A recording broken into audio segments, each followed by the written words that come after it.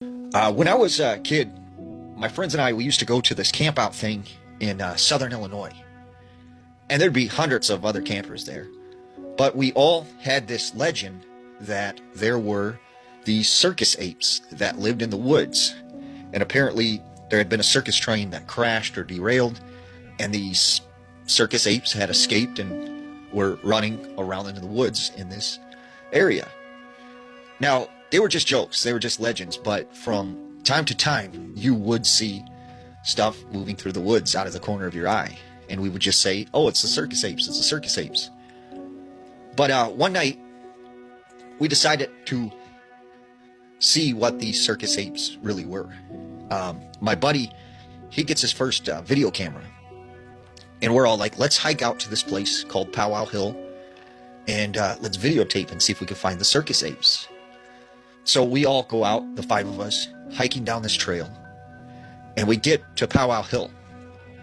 And it's kind of like this area where there's a pavilion and there's seats in the middle of the woods. And we're sitting up on these bleachers and we're just kind of joking around, filming, when all of a sudden we see a set of glowing eyes in the woods. And then we see another set of glowing eyes. And we realize we're being surrounded by something staring at us. And the whole time, my buddy is recording this. So we decide it's time to leave. We're getting out of here. So we all start walking back on this trail, and we could hear stuff moving through the woods following us.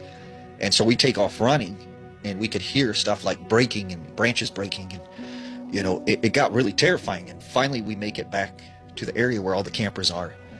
And we go back to our tents, and we go to sleep for the night. The next morning, we're talking amongst ourselves, and we're like, wait a second, we caught that on camera. So we go back, and we watch this tape of us hiking this trail and going to Powwow Hill and stuff. And the whole time we can see these things moving through the woods, and you see the eyes and everything. We were being followed the whole time.